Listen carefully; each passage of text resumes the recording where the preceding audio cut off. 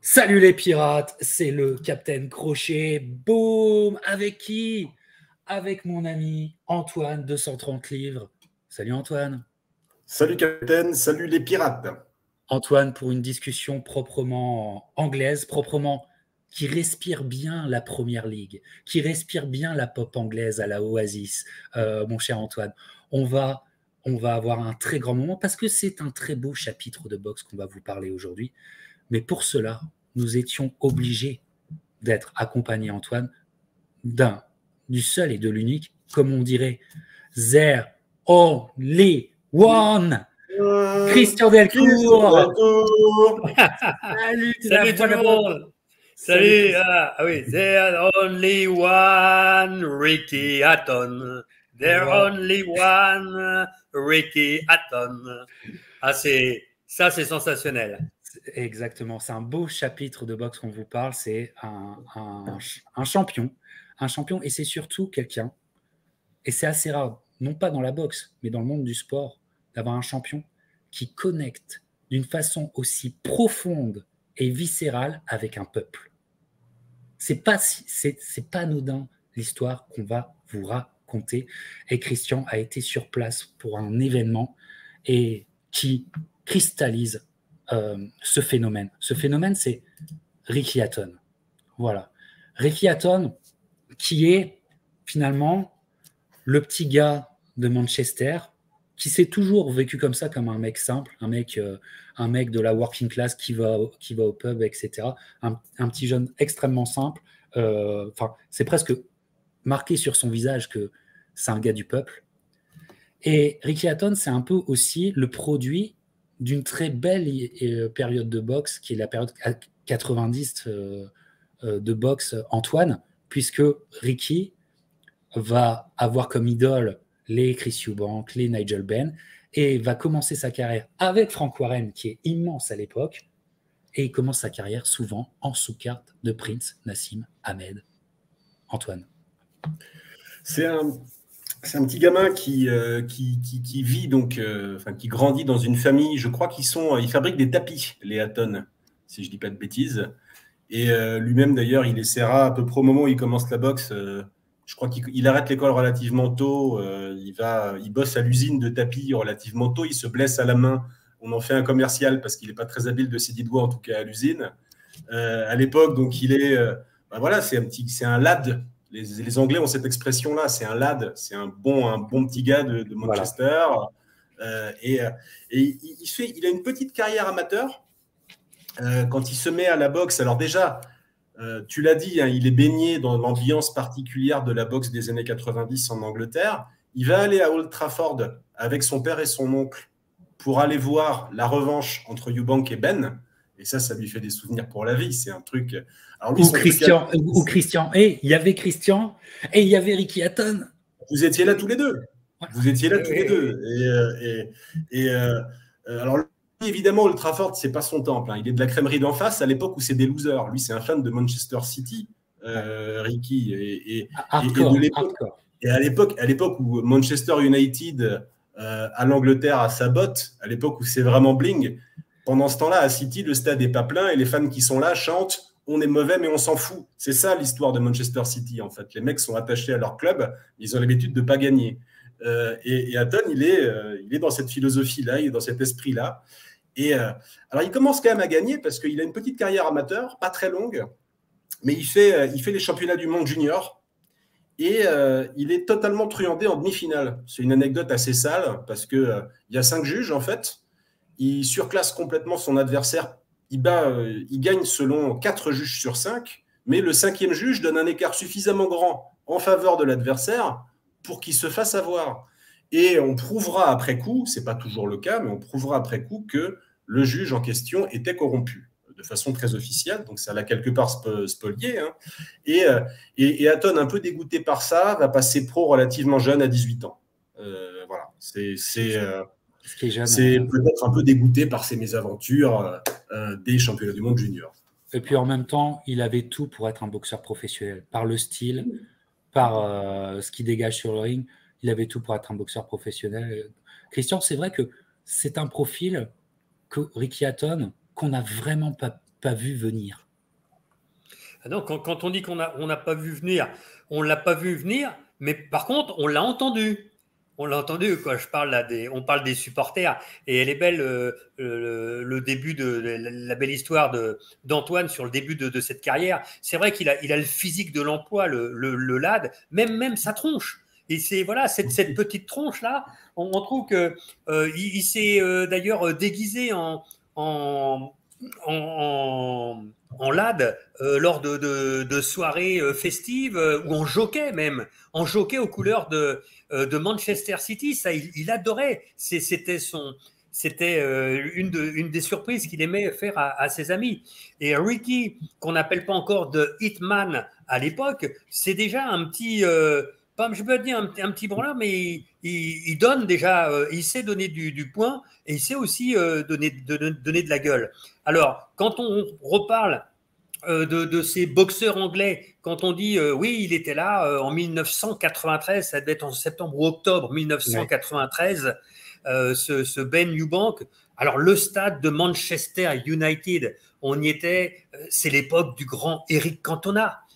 Et c'est vrai que quand on parle de la rivalité de football entre Manchester United et Manchester City, c'est pas la grande opposition à l'époque, pas comme aujourd'hui.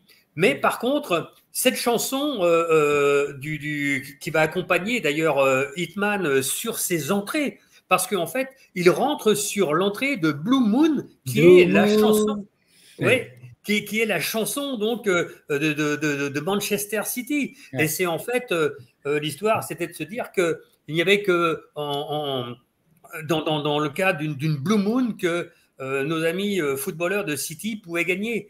Et donc il a pris cette chanson, mais en plus de cette chanson, il avait un papa et un grand-père qui étaient footballeurs et qui ont joué à Manchester City.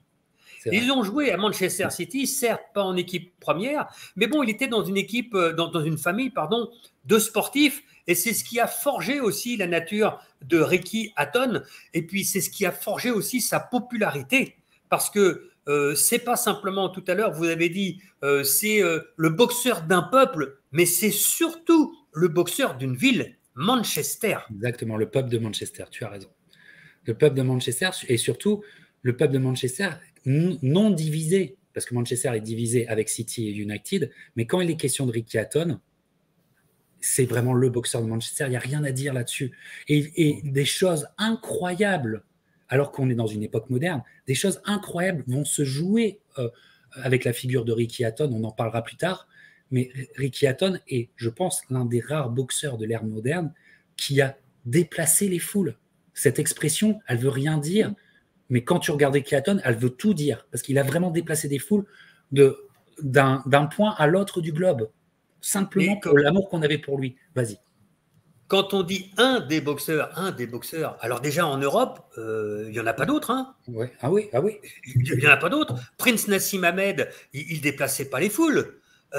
Frank Bruno, les Anglais, Lennox Lewis, quand il est venu ici aux États-Unis, il ne déplaçait rien du tout.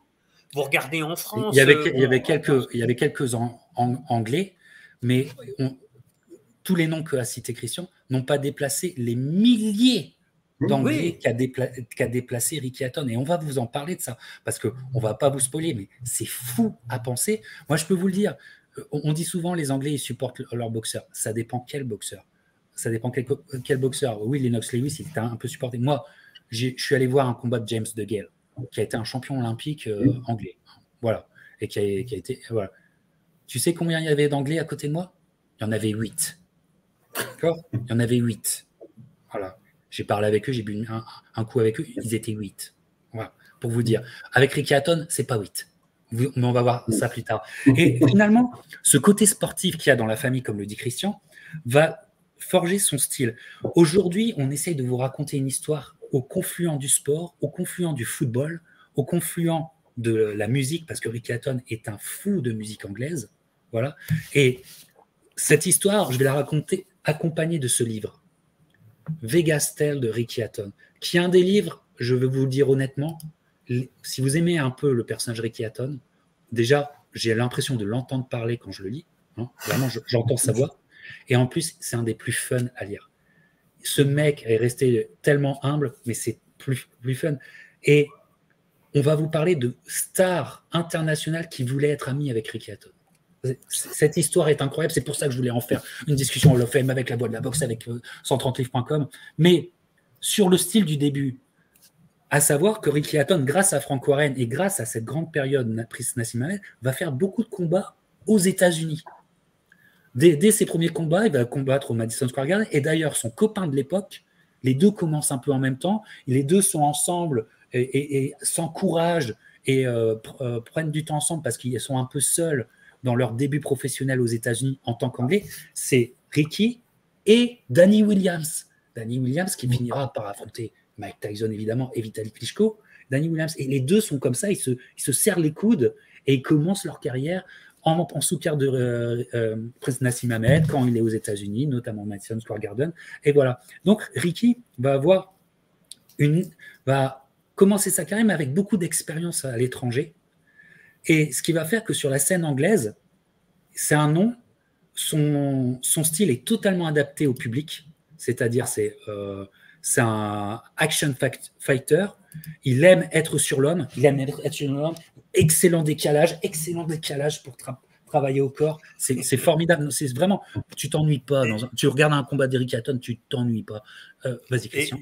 Et on ne s'ennuie pas parce que quand on parle de Ricky Hatton, c'est quand même l'un des seuls ou des rares boxeurs que je connaisse qui ait eu un surnom, et son surnom, The Hitman, donc le tireur, le tueur à gages, de Hitman dès ses 10 ans. En fait, la première fois qu'il est venu à la salle, on l'a vu travailler dès qu'il a commencé à aller mettre les gants. On s'est dit, c'est pas possible, c'est un tueur à gages. Et il avait une idole à l'époque, une idole américaine. Alors, quand le capitaine dit, effectivement, il vient aux États-Unis, il a déjà la boxe dans le sang. Et la boxe dans le sang, il l'a vraiment avec un homme qui s'appelle Thomas Hearns et qu'on appelait Thomas Hitman Hearns. On s'en rappelle de ses grands combats et notamment de ce combat fabuleux avec Marvin Hagler, 3 rounds de folie. Eh bien, voilà, The Fight. Oh, ça, c'est beau, ça. C'est exactement ça ce que dit Antoine. Disponible dans le magasin. Disponible dans le magasin. Et c'est pour ça que en fait, il a déjà l'histoire qui est toute tracée, ce Ricky Hatton. Effectivement, et vraiment un parcours exceptionnel dans ses premières années. Alors, Frank Warren va travailler Ricky Hatton avec une so-called fédération. Mickey Ward aura aussi travaillé avec cette fédération, c'est la WBU. Voilà, la WBU. Il va vite avoir une ceinture WBU, tu vois, mais qui va l'aider quand même à avoir des grands combats. Et Antoine, sur ce début de carrière, moi, il y a un combat de 2002 que je trouve qui est indispensable à voir. Mais toi, qu'est-ce que tu dirais, c'est cette carrière professionnelle qui est vraiment extrêmement intéressante? C'est assez particulier parce que tu as l'impression, en fait, moi j'ai essayé de recomposer le film parce que Ricky Hatton, c'est pas quelqu'un que j'ai suivi dès le début de sa carrière, mais tu te demandes un peu si Warren, quel est l'objectif de Warren en fait quand il travaille avec Ricky Hatton et quelle est son ambition? Est-ce que Hatton lui a d'emblée inspiré un mec qui serait un jour champion linéal d'une catégorie, boxant aux États-Unis contre des superstars, etc. Ou est-ce que c'est Hatton qui progressivement a démontré des choses qu'on n'imaginait pas?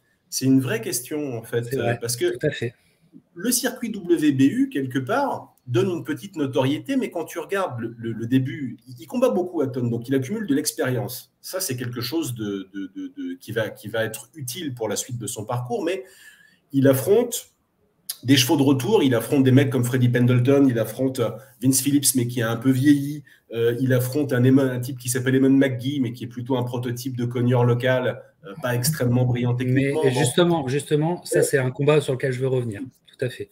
Alors, et la question c'est, est-ce que Warren, il n'imagine pas que finalement, parce qu'on peut faire du blé avec un boxeur qui va passer toute sa vie en Angleterre, et remplir des salles localement, mais sans forcément avoir l'immense reconnaissance. Si on n'est pas envoyé Eubank contre les tueurs américains, par exemple, c'est parce qu'on pouvait faire du blé avec Eubank localement et qu'on s'en foutait.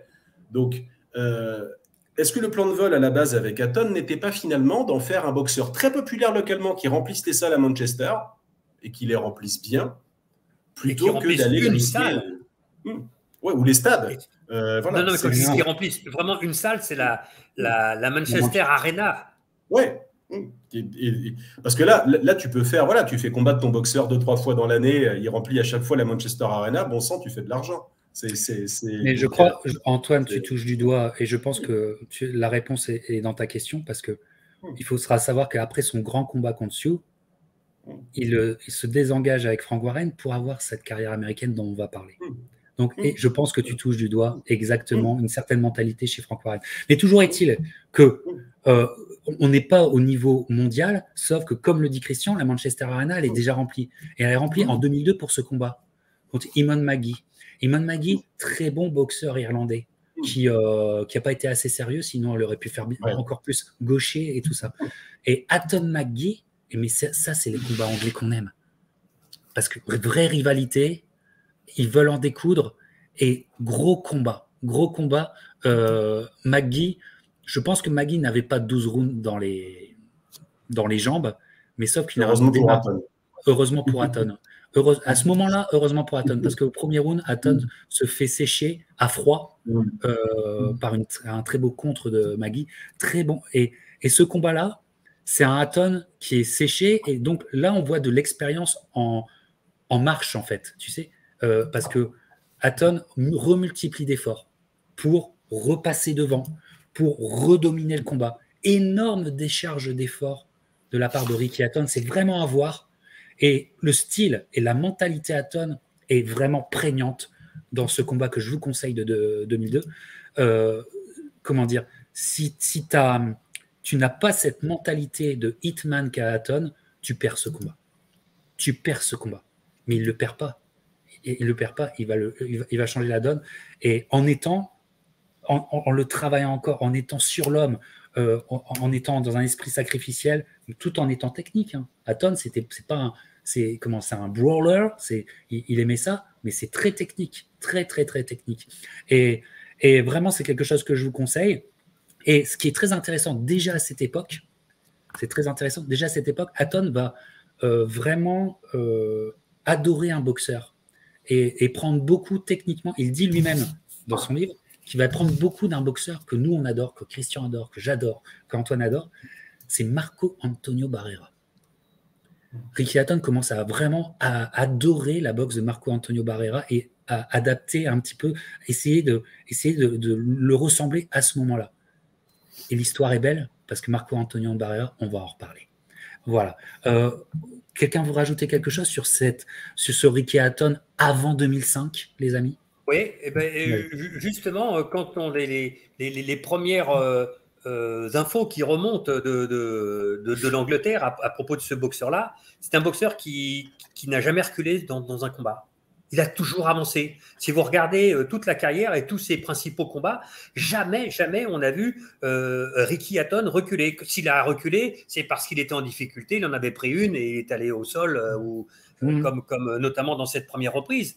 Mais voilà, quand on dit c'est un brawler, c'est un boxeur qui ne boxe que d'une certaine façon, que d'une seule façon, c'est se rapprocher le plus de l'adversaire, le coller, l'étouffer, mais pas pendant 1 minute. Non, c'est pendant, si ça va au bout de 12 rounds, c'est 12 rounds. On le verra dans les très grands combats qu'il a fait après. C'est ça la marque de fabrique de Ricky Hatton. Tout à fait, Antoine.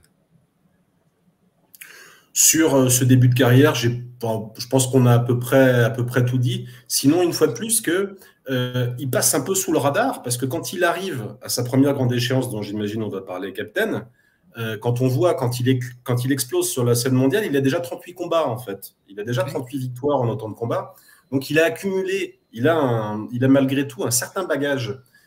C'est pas le boxeur, alors que tu l'as dit, il a une technique bien particulière. C'est pas un virtuose de la boxe, c'est pas une ballerine, c'est pas Pernell Whitaker. En revanche, il a du kilométrage, il est roué, il est malin, il sait très bien appliquer sa technique, imposer sa technique et parfois aussi jouer dirty, parce qu'on va se le dire, c'était un boxeur complet, mais il avait aussi ça dans sa panoplie. Il fallait pas avoir les reins fragiles quand on boxait. Vu son style, il avait ça dans sa panoplie. Vu son style, c'est tout à fait logique. Oui, tout à fait. Et donc, voilà, paradoxalement, en fait, tout est réuni, c'est un sleeper. C'est-à-dire que c'est vraiment un gars, la surprise, entre guillemets, qui va finir par arriver et qui le révélera au monde entier, est en germe depuis déjà très longtemps. C'est un type qui, finalement, parce que Warren aura plutôt parié sur une carburation lente, le marché local, etc., peut-être que c'est de ça qu'il avait besoin, Hatton, finalement, pour devenir un boxeur aussi performant. Ouais. L'expérience, en plus d'un style très particulier. Et on arrive en 2005, où là, il y a le grand moment, où là, Frank Warren, là, on décide de prendre un grand risque. Et là, c'est super qu'on ait Christian. Pourquoi? Parce que moi et Antoine, on a déjà parlé de cet immense boxeur dans une discussion Hall of Fame. On la mettra en lien, évidemment. Cet homme qui lui-même revient très fort après une blessure, c'est Costa immense boxeur. Techniquement, immense boxeur. On vous conseille de réécouter ce qu'on disait sur Costa. Et Ricky Hatton, l'amour de Manchester pour Ricky Hatton est déjà présent. Et on va faire venir, c'est ça la force du marché anglais, on va faire venir Costa, qui est un champion unifié, à la Manchester Arena, rencontrer Ricky Hatton. Et c'est un match-up de 2005 que personne ne veut louper. Personne ne veut louper parce que on se dit, c'est action pack, tout est réuni. Voilà. Tout est réuni. Showtime prend les droits de ce combat. On vous l'a déjà expliqué. Le combat va avoir lieu heure locale à 2h du matin. Heure locale. Donc 2h du matin, normalement, tout le monde commence à fatiguer et tout ça. Tu crois que le public de Manchester, il est fatigué? Le public de Manchester, il est comme s'il était au stade de foot, là. Et c'est comme s'il fallait supporter. On est en Champions League, là. C'est la finale, là. Tu vois, l'affiche déjà est superbe. On est le 4 juin 2005. Et honnêtement, Christian nous en a parlé tout à l'heure, mais le Blue Moon de Ricky Hatton ce soir-là, c'est frisson garanti. Je te jure, tu as des frissons. Il faut avoir certains épaules. Hein, tu as un peuple qui est avec toi, il y a la chanson qui est là, il y a le feu, il y a une légende, un Hall of Famer qui va t'affronter dans quelques instants. À 2h du matin, il faut le faire. Et ce combat va être un combat absolument révélateur, certainement le meilleur combat de Ricky Hatton. Christian et moi, Antoine et moi, on en a beaucoup parlé. C'est un combat qui va surprendre Costa. Costa va jamais être à l'aise dans ce combat, mais Ricky Hatton avait un plan de match extrêmement intelligent. C'est un combat d'une violence, en plus, d'une violence. Enfin, tout est réuni. On est dans une magnifique soirée boxe, Christian. Magnifique. Ah oui, c'est quand on réunit, quand on réussit à attirer un boxeur Costa comme ça en Angleterre. C'est déjà une partie du combat et de la réussite de ce combat qui est réalisé. Parce que Costa, nous, on l'a découvert, et moi, je l'ai découvert aux États-Unis à la fin des années 90, 99. Moi, je l'ai découvert grâce à Christian 95 contre Jack Rodriguez. Et Christian est déjà là. Oui, et donc ce Costa, c'est lui aussi un tueur. Et quand on voit ce combat, pour s'en rappeler un petit peu, il était relativement équilibré avec un départ gagnant du côté de Ricky Hatton, parce qu'il est chez lui, il est poussé par ses supporters. Mais le Costa, il revient, et ce sont deux boxeurs qui se sont rendus vraiment coup pour coup, qui se sont mis dans la gueule durant, je crois que c'était 11 rounds, ça s'est arrêté dans la 11e reprise. Mais le milieu du combat est à l'avantage de Tsu, et il faut un Ricky Hatton justement soutenu par ses supporters pour s'extirper de ce piège, parce que Costa était favori. Costa est arrivé ici face à un Ricky Hatton qui était, je veux dire, complètement underdog dans cette affiche. Et c'est lui qui a pas créé la surprise, parce que là-bas, du côté de Manchester, on était tous convaincus que Ricky Hatton s'en sortirait vainqueur et qu'il remporterait. À l'époque, il y avait cette ceinture, vous savez, du Ring Magazine qui était aussi en jeu. Et c'est comme ça que Ricky Hatton, vraiment, s'est fait véritablement un nom au niveau de la planète pugilistique. Tout à fait. Tout à fait. Il tape du poing sur la table mondiale. Là, Ricky Hatton, mondialement, il est connu avec ce combat, avec cette performance. Voilà. Et surtout, Ne l'oubliez pas, ce qu'on disait dans la... Voilà. C'est pas, il ne défait pas simplement Costa-Tchou, il envoie Costa-Tchou à la retraite. C'est pas rien. C'est pas rien. Costa-Tchou décide d'arrêter sous les coups. Mais c'est d'une violence, c'est d'une ambiance aussi. Honnêtement, j'ai jamais vu un boxeur être porté autant par son public.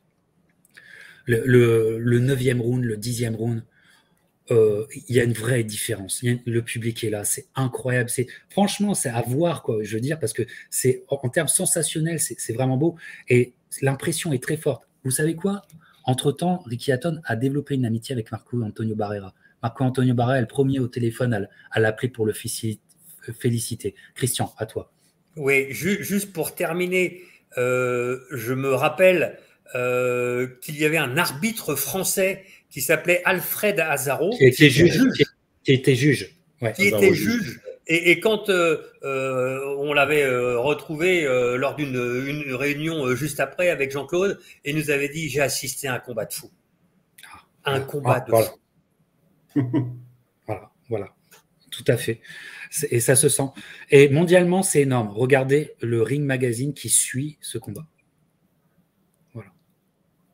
Orman Hatton. Ouais. Working Class Warrior become a world class superstar. Et ce titre est très exact, je trouve. Et immensément exact. Voilà. De 2005, Ricky Hatton, ça sera le Boxer of the Year de 2005 pour Ring Magazine. C'est quelque chose. Ring Magazine est américano-américain la plupart du temps. Mais là, l'effet, la sensation est trop grande. Voilà. Et je vous rappelle, attention, ce combat-là, il est important dans l'histoire des super légers. Très, très, très, très important. Et Tchou, c'est pas n'importe quoi. Et Tchou, on l'a aimé grâce à Christian aussi. Grâce à Christian, ça, c'est un grand nom de ta carrière, Christian.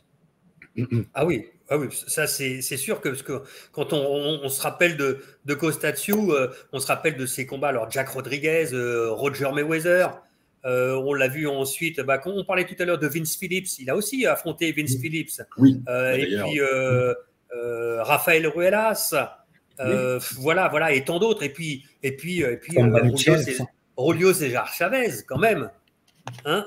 Julio César Chavez en 2000, Sharba Mitchell, enfin bon voilà, Costa-Tchou, c'est un nom qui marque dans la carrière d'un boxeur et encore plus quand on en sort vainqueur sur le ring. Et de cette façon. Tu veux rajouter quelque chose, Antoine? Le combat mérite d'être revu, ne serait-ce que pour écouter la bande-son du combat et le public. La clameur au moment où on annonce l'abandon de Tchou, au moment où le public comprend que Tchou ne reviendra pas pour le 12e round, la clameur est un truc qui fiche des poils absolument incroyables. Et le combat est extrêmement intense, parfois un peu dirty aussi. Et l'histoire du combat, c'est deux types qui savent pas reculer. Parce qu'en fait, c'est la caractéristique commune de Hatton et de Tchou.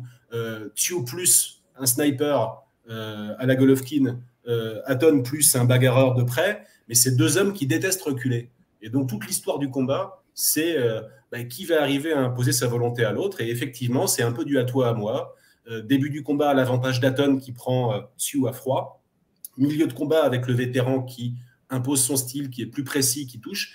Et Hatton, dont on sent qu'il est porté par le public sur la fin du combat, et il a un peu un super pouvoir, Hatton, quand même. C'est qu'il survit, lui, à 12 rounds d'échanges assez violents avec Tchou. Il a un capital. Et je dis capital, c'est pas anodin, on va le voir plus tard, parce que c'est pas impunément qu'il va taper dans son capital, Hatton. C'est-à-dire que il va prendre des coups dans sa carrière jusqu'au moment où il pourra plus. Et on voit bien contre Tchou que son capital est encore très très haut et que c'est une machine. Il peut supporter des trucs physiquement que très peu d'autres auraient fait contre un boxeur comme Tchou, parce que là où Vince Phillips aurait été assez malin et aura, pour battre Tchou, aura évité un peu l'orage, Hatton, il va y aller plein fer. Et ça, c'est assez incroyable quand on se rappelle le combattant incroyable qu'était Tchou et le génie offensif qu'était Tchou. Vas-y. Quand Antoine parle de Vince Phillips, c'est vrai que Vince Phillips, c'était la première et la seule défaite de Costa-Tchou avant ce combat. Et en fait, quand il se retirera, Costathiou, effectivement, il aura 2 défaites à son palmarès, Vince Phillips et donc Ricky Hatton. Tout à fait. Et aussi très intéressante game plan de la part du clan Ricky Hatton qui a beaucoup analysé Tsu et qui trouve une solution dans un regard physionomiste sur Costathiou et sa boxe. C'est vrai que Costathiou a une boxe où il place les coups, il pose les coups, il place les coups comme ça. Et Ricky Hatton disait, si j'arrive à casser son segment, c'est-à-dire être là avant que comment dire, son bras ait fait exactement le geste qu'il aime faire, si j'arrive à être là avant, ça va aller. Et quand tu regardes le combat avec ces paroles de Ricky Hatton que tu peux lire et que tu peux retrouver facilement sur YouTube, c'est vrai qu'il y avait une certaine intelligence et surtout savoir adapter son style à tu sais, cette fenêtre de tir. C'est extrêmement intéressant. Il a vraiment été hitman sur ce coup-là. Bref, grand moment, 4 juin 2005, grand moment, évidemment. Et de là, Ricky Hatton, finalement, dit presque, on le sait pas encore, mais c'est presque un au revoir, presque adieu à sa ville. On comprend pas ça.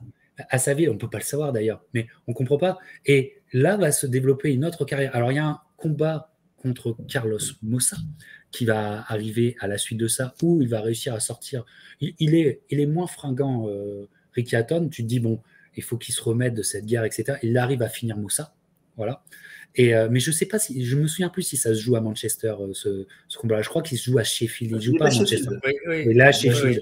Là, Sheffield. Oui, parce que ce combat contre Tsu à la Manchester Arena, c'est le dernier, c'est le tout dernier de Ricky Hatton. C'est pour ça qu'on en a bien parlé auparavant. Mais après, comme tu le dis, Captain, voilà, on s'oriente vers une carrière américaine. Et cette carrière américaine, même si elle passe d'abord par Sheffield, voilà. Mais la Manchester Arena, il y a mis le feu. Et c'est vrai que on ne comprend pas, alors je vais pouvoir dire de l'étranger, quand on a un boxeur, une superstar comme ça, en Angleterre, c'était une ambiance indescriptible dans cette Manchester Arena.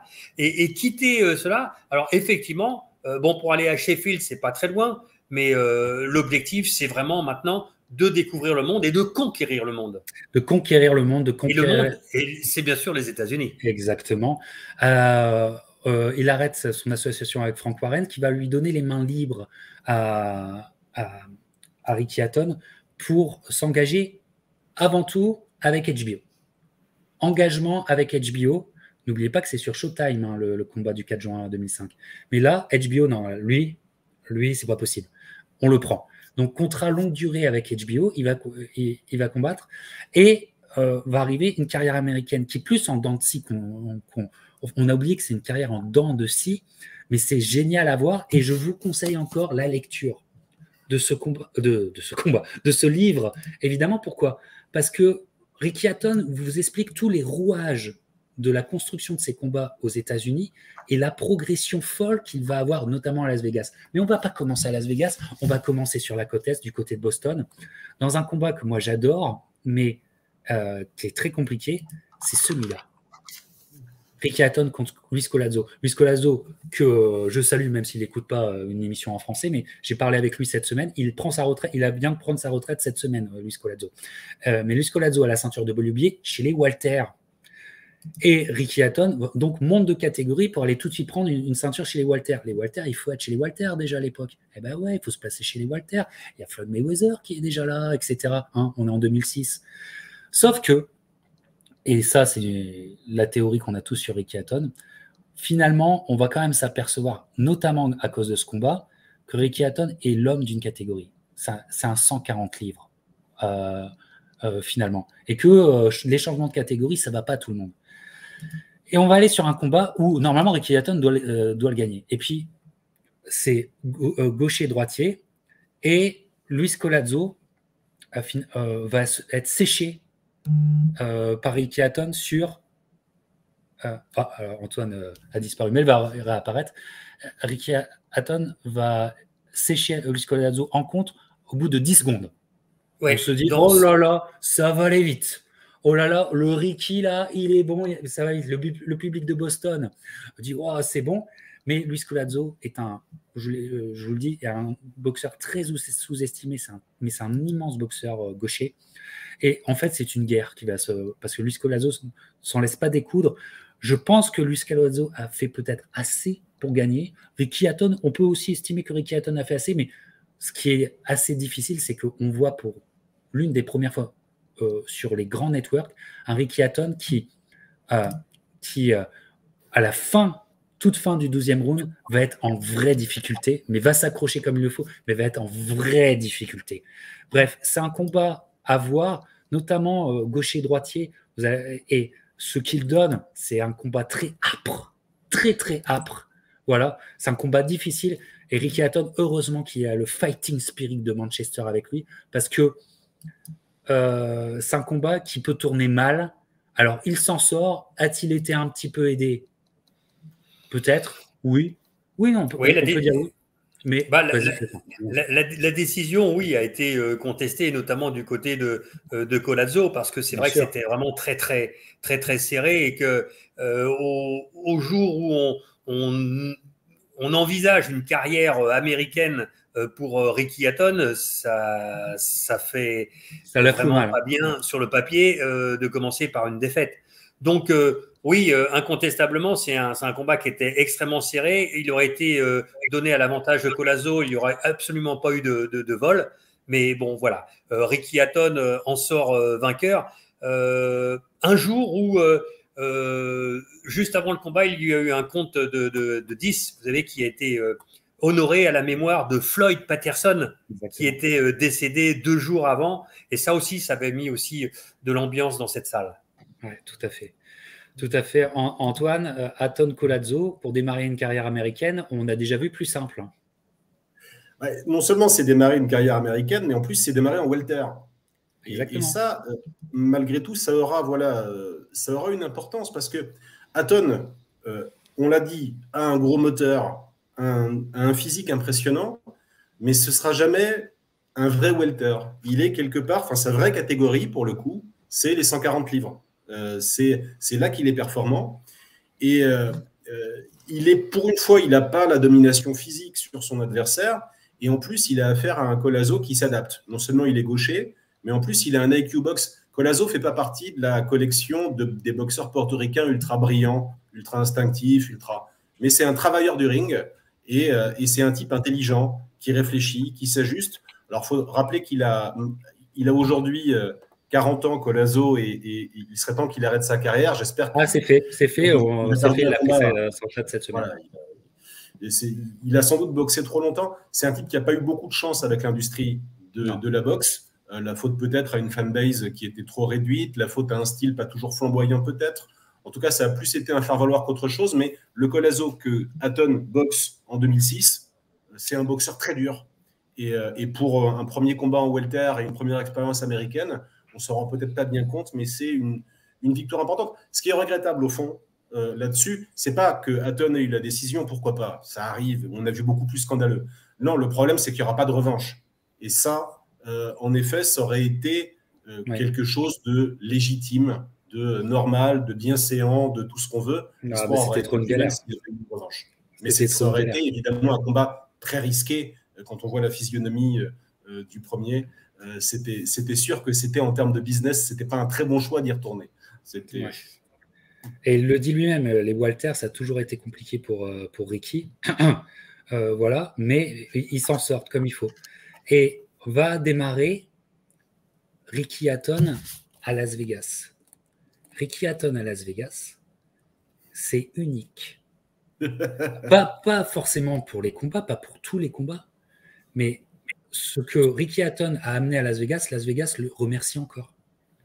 Parce que Ricky Hatton, indépendamment du Collazo fight et même de Urango, on va en parler, fight et ce qui se passe sur le ring, là, le public anglais va se déplacer pour continuer son histoire d'amour avec Ricky Hatton. Et on est vraiment là sur, je veux dire, Ricky a eu le meilleur public au monde. c'est incroyable, il a eu le meilleur public au monde. Pourquoi? Ils vont commencer à Las Vegas, mais Las Vegas se dit comment on travaille ce mec, surtout les casinos de Las Vegas. Ils ne sont pas trop convaincus. Alors, il y a le Paris Hôtel, tu vois, qui est au milieu du strip avec sa tour Eiffel. Puis, ok, allez, on va tenter sur le Ricky Hatton. Mais ils n'espèrent pas grand-chose. Ils ne font pas vraiment de la boxe, tu sais. Ils ne sont pas vraiment dans ils ne travaillent pas souvent les combats de temps en temps, tu vois. Et voilà. Et donc, il va avoir un combat qui arrive en plus en janvier. Donc, janvier, c'est un petit peu, tu sais, c'est un petit peu un moment creux et tout ça. Le Paris, ce n'est pas le plus grand des hôtels. Et en fait, ils n'étaient pas prêts, le Paris.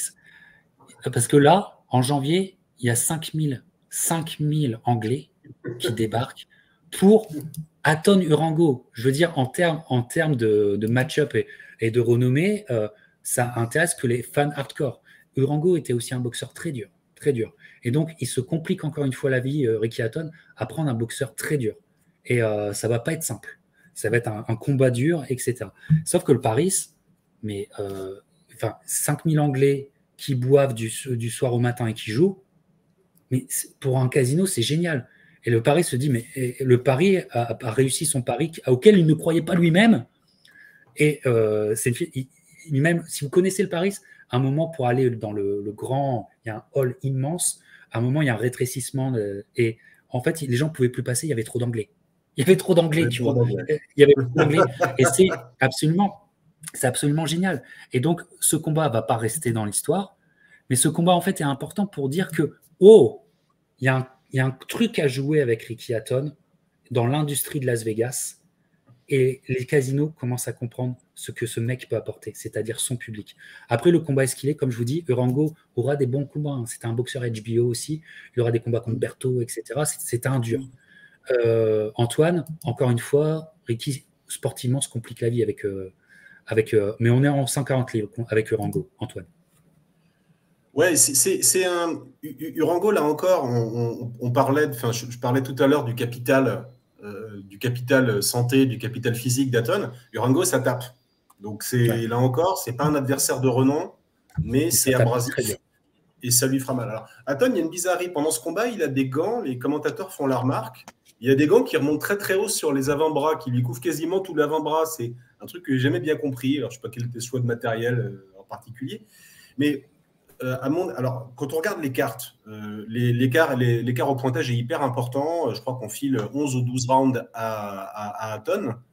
Il y a une intention assez claire. On sait qu'on ne fera jamais venir 5000 Colombiens pour picoler et consommer toute la semaine dans un casino. Donc, on va préférer quand même plutôt miser sur Hatton.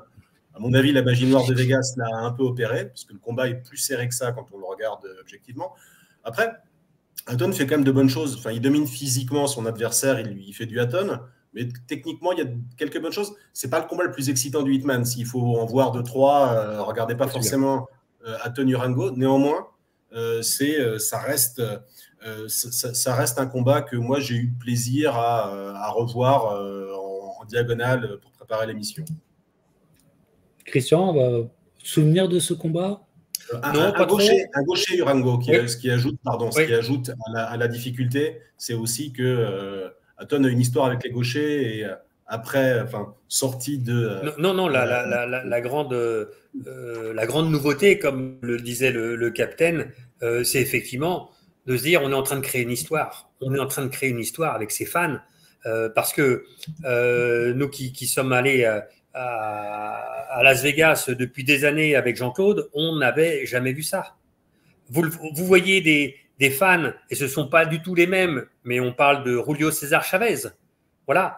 Si on parle de tous les Cinco of May, le 5 pour la fête nationale, oui, vous avez tous les Mexicains qui débarquent, etc. Mais ce n'est pas les mêmes fans.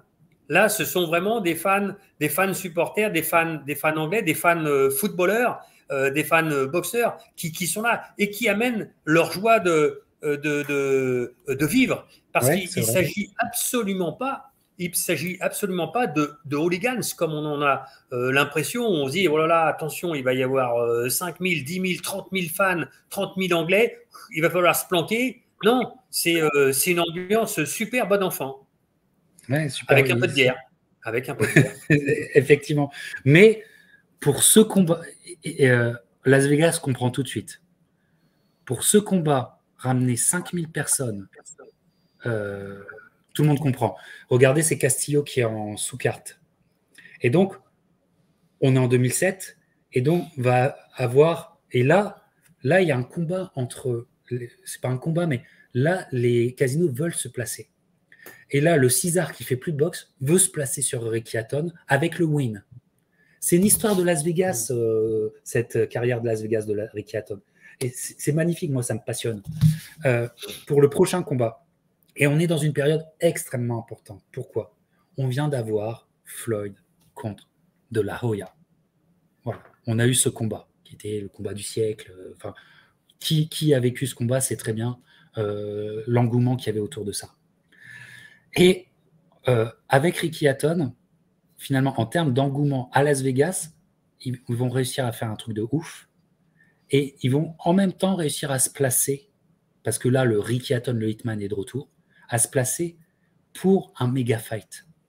Mais ça, c'est le futur. Mais on est le... Quelle date extraordinaire! Mon anniversaire. On est le 23 juin 2007. Regardez cette affiche. Magnifique. Gladiator. 23 juin. Vous voyez, le Caesars Palace et le Wynn se sont placés. Mais le Caesars Palace et le Wynn, ils n'ont plus d'arena pour le combat. Donc, le combat, regardez, la fiche de HBO était pas mal aussi. Voilà. Le combat va arriver au Thomas et Mack Center, que connaît extrêmement bien Christian. Le Thomas et Mack Center qui est à côté de l'aéroport, qui est l'équipe universitaire de basket joue là-bas, par exemple, et tout. C'est un stade, oui, du peuple. Rempli à ras-bord. Et là, alors que c'est Castillo, qui n'est pas n'importe qui à l'époque, vous croyez qu'il y a des milliers de Mexicains? Pas tant que ça, mais il y a des milliers d'Anglais. Il y a des milliers d'Anglais. Il est rempli à ras-bord et c'est magnifique pour le Caesars Palace qui a tué père et mère pour avoir le wait-in au Caesars Palace. Voilà, voilà, les Anglais et tout. Et il se passe un moment extraordinaire. Et symboliquement, c'est très fort aussi. Pourquoi? Parce que l'amitié avec Marco Antonio Barrera est là. Et attention, Marco Antonio Barrera, il fait un geste pour son ami Ricky Hatton. Parce que quand tu es mexicain, c'est un vrai geste d'amitié qu'il fait. Il va rentrer sur ligne avec Ricky Hatton. Alors qu'on affronte Castillo. Et le public mexicain accepte. C'est pas pris comme un outrage, il accepte. De plus, le public mexicain accepte autre chose qu'il n'a pas accepté pour Mayweather. C'est que Ricky Hatton rentre avec un sombrero. Rentre avec un sombrero. Alors, c'est couleur de Manchester, mais il rentre quand même en tenue mexicaine. Mais c'est accepté. C'est accepté. Comment un mec, Floyd Mayweather, taquine outrageusement le public mexicain? Comment Ricky Hatton se fait aimer du public mexicain? Vous avez une vraie différence. Regardez les entrées sur le ring, c'est criant de vérité. Il se passe quelque chose pour le public mexicain qui va adouber Ricky Hatton. Et le combat se fait, et le combat, Ricky Hatton est de retour, et surtout, il y a un des meilleurs body shots jamais donnés dans l'histoire de la boxe. Contre 4e round, la messe est dite, c'est derrière nous, voilà, avec cette photo iconique du cri de joie de Ricky Hatton. Ricky Hatton Castillo, c'est très important pour le business, c'est très important pour l'industrie, c'est très important pour Las Vegas, c'est très important pour l'année 2007 et le futur méga combat. Christian. Oui, alors on va revenir sur deux choses. Le combat en lui-même déjà, c'est 4 rounds effectivement, et là on s'aperçoit effectivement que Ricky Hatton, c'est un démolisseur. C'est un homme qui aime travailler en bas et qui a un crochet gauche fabuleux. Et d'ailleurs, il le dira à la fin, ce crochet gauche qui a coupé le souffle et qui a complètement cassé en deux Castillo, il a cassé carrément 4 côtes de Castillo. Vous vous rendez compte, sur ce coup, 4 côtes de cassé pour Castillo. Ça, c'est une première chose, avec une victoire super convaincante dans cette arène. Et alors là, je ne peux ne pas revenir sur cette arène que j'ai découvert en 1992 dans la boxe, et vous allez vous rendre compte pourquoi Castillo, Hatton dans cette salle, c'est vraiment un moment important. 92, je les ai notés: Chavez, Camacho, Evander Holyfield, Riddick Bowe, Ensuite, vous avez Lennox Lewis contre Tucker en 93 avec Foreman, Tommy Morrison. On y était, j'y étais pour ces combats. Oscar de la Hoya contre Pernell Whitaker en 97. Oscar de la Hoya, Camacho un petit peu plus tard. Evander Holyfield, Maurer. Oscar de la Hoya contre Julio César Chavez. Holyfield Lewis. Ruiz Roy Jones. Morales Pacquiao. Mayweather Judah. Pacquiao Morales. Bernard Hopkins Casalgué. Julio César Chavez contre Martinez, etc. C'est un truc de fou. Il rentre donc dans la grande histoire de la boxe. Et la boxe, quand on est grand, on doit passer par le Thomas & Mack Center. Effectivement, ça veut dire beaucoup, effectivement, Antoine. C'est un combat des frissons, évidemment important. Ah, tu donnes des frissons. Vous avez rappelé l'importance historique de ce combat. Et Castillo est encore un très grand nom à cette époque-là. C'est ça. Alors, vous l'avez bien dit, Captain, il y a une acceptation du public mexicain de Ricky Hatton. Mais Castillo, alors qui lui-même était...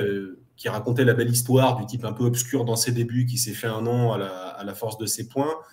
On parle d'un Castillo qui sort de sa revanche gagnée en surpoids contre Diego Corrales, qui a encore une valeur marchande vraiment importante. Il vient de monter à 140 livres parce qu'il n'arrivait plus à faire le poids des légers. Il a battu difficilement, justement, le même soir du combat à Tonurango. Il a battu difficilement son adversaire de ce moment-là.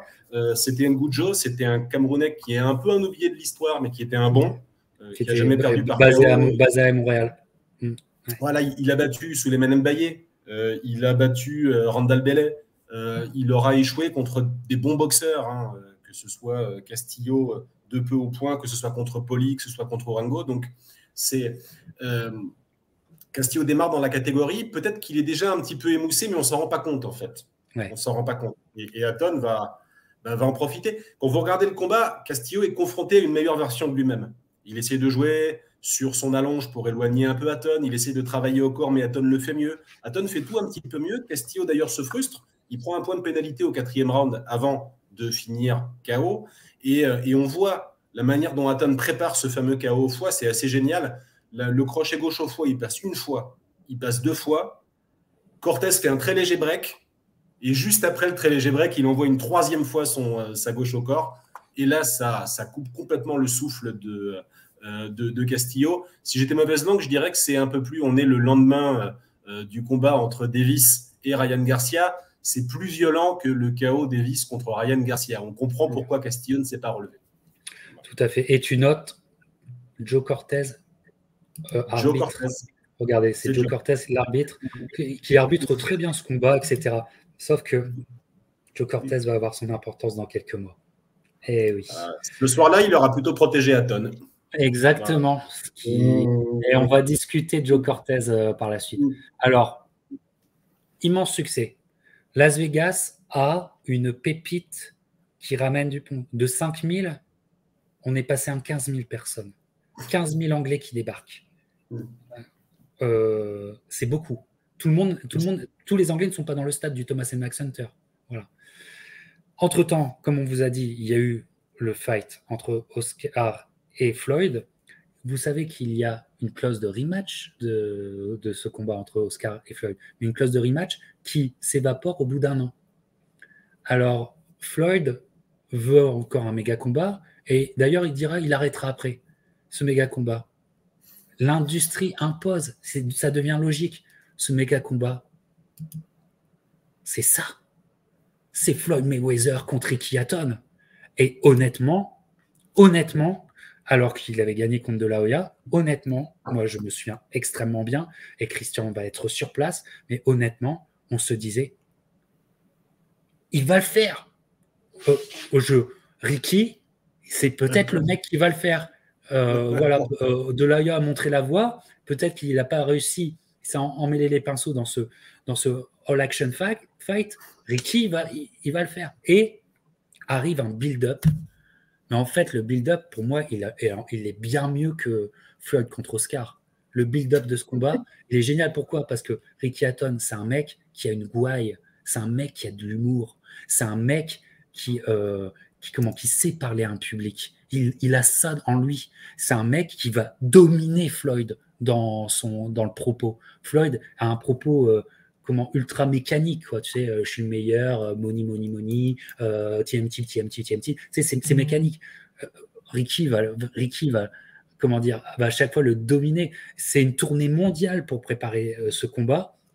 Et c'est là, Manchester, ils deviennent fous, en fait. Manchester. Donc, ça va être au MGM.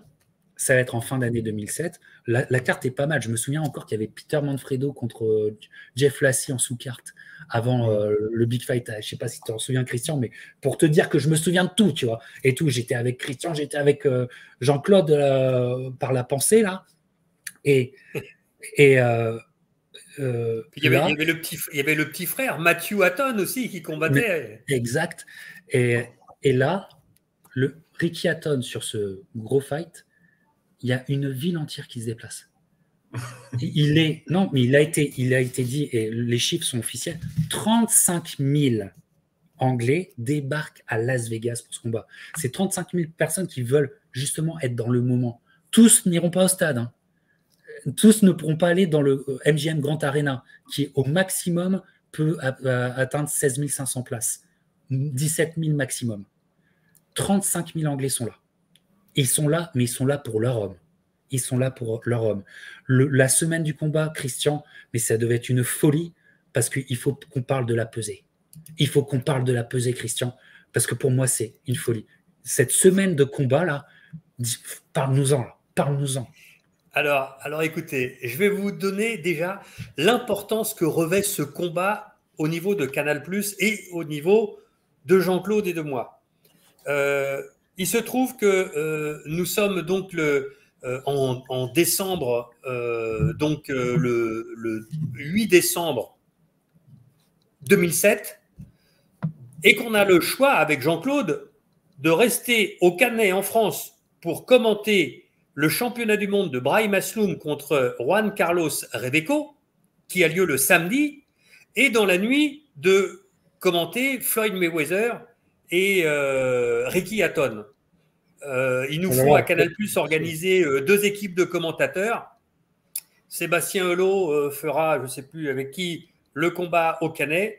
Et même si on adore Brahim Asloum et qu'on aurait aimé être là à ses côtés pour sa première victoire, parce qu'il avait perdu son premier championnat du monde et on aurait aimé être là, mais sincèrement, d'être à Hatton Mayweather, c'est quelque chose qu'on n'aurait pas voulu manquer non plus, qu'on n'a pas manqué et qu'on a eu raison de ne pas manquer parce que ça a été le plus grand combat au niveau de l'ambiance auquel on est assisté. Ça a été une semaine de folie. Je peux vous assurer que dans cette ville de Las Vegas et surtout au MGM, parce que nous on connaissait vraiment le MGM, il s'est passé des choses avec notamment la conférence de presse où, comme vous avez dit, il a été très fort, Ricky Hatton, mais je dirais qu'il a ridiculisé Floyd Mayweather.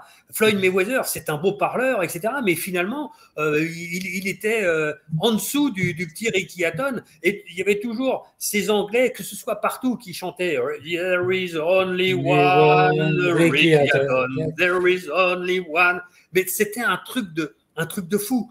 Alors, la conférence de presse, un truc de folie. Et alors la pesée, c'est quelque chose qu'on n'avait jamais vu ça avec Jean-Claude. Ils avaient ouvert pour, je pense, 10 000 spectateurs, un peu plus que la moitié. Ils étaient bien sûr pratiquement les 30 000 dans les couloirs de Las Vegas, parce que, comme le dit le capitaine, ils étaient 35 000, mais le stade, l'arène du MGM fait 17 000 personnes. Donc ils étaient là. Au max. Oui, au max. Ils étaient là. Et beaucoup, bon, bien sûr, la moitié n'avait pas, plus que la moitié n'avait pas de billets, mais ils savaient qu'ils venaient ici pour faire la fête, pour supporter leur champion. Ils savaient qu'ils regarderaient le combat dans des bars ou avec le pay-per-view, parce qu'il y avait des salles aussi qui étaient ouvertes et on retransmettait donc le combat. Mais ils étaient là et ceux qui n'étaient pas là au combat, ils voulaient absolument être là à la pesée. Et la pesée, il y avait une file d'attente, mais qu'on n'avait jamais vue. Avec Jean-Claude, on a mis 1 heure pour arriver à la pesée, c'était un truc de folie. Alors, quand on voit l'affiche et la photo que vous mettez avec Ricky Hatton face à Floyd Mayweather, ça a été l'une des plus monumentales pesées qu'on ait faites.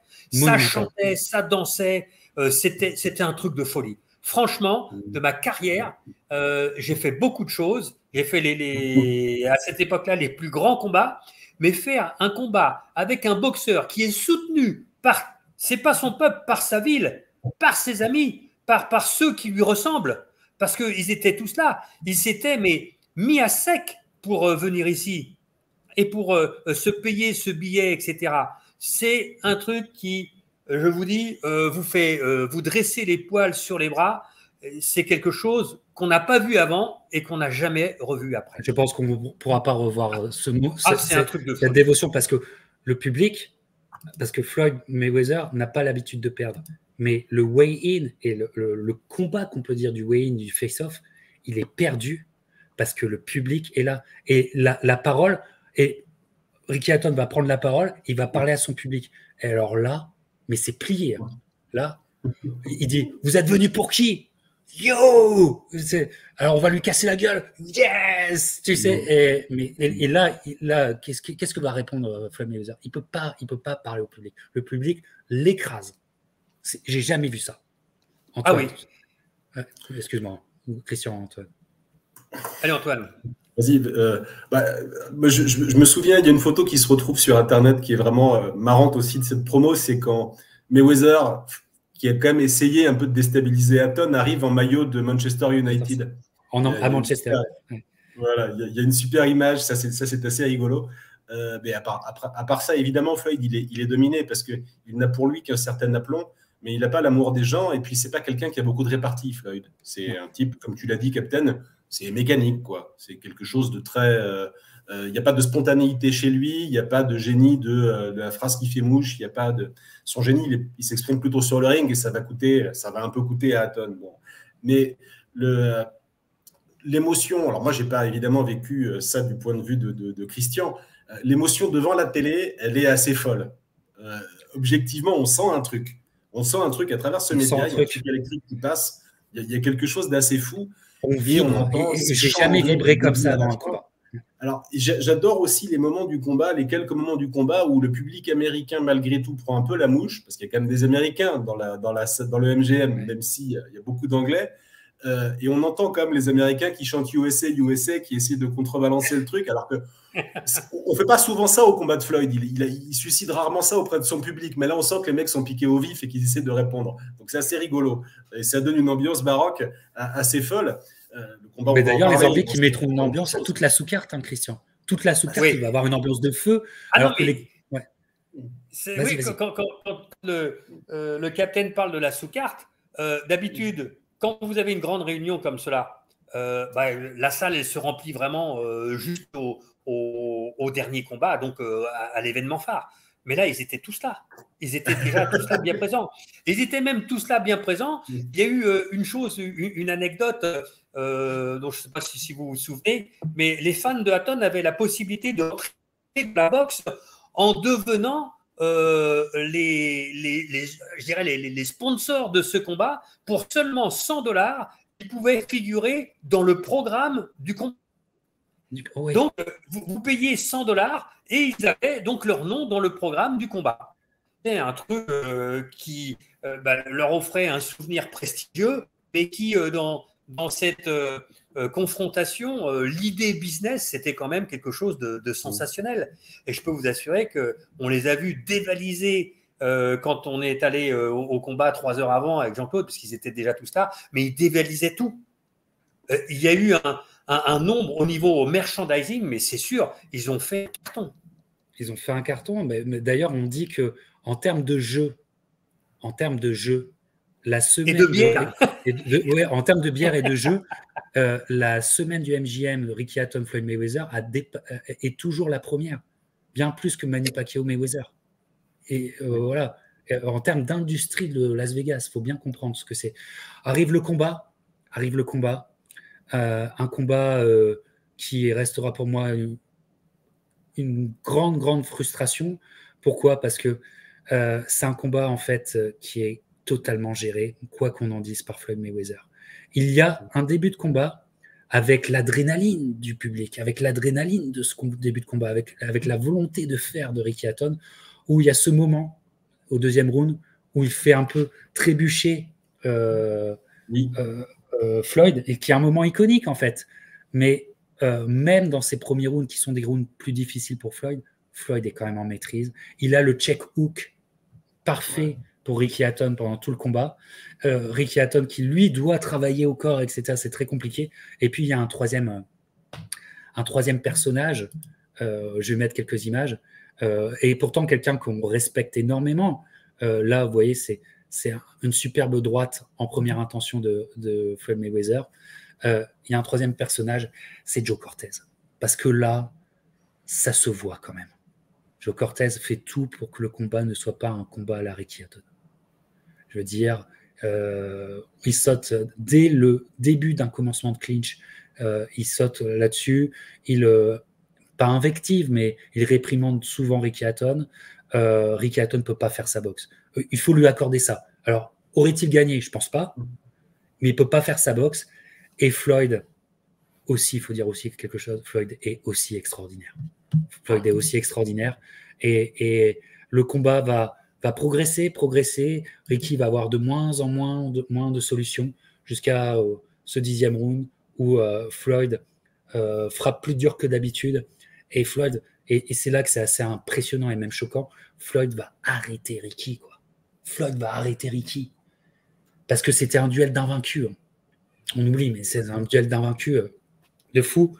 Et Floyd, à la boxe, va casser Ricky Hatton. Et Ricky Hatton le dira, il ne se remettra jamais vraiment de cette défaite.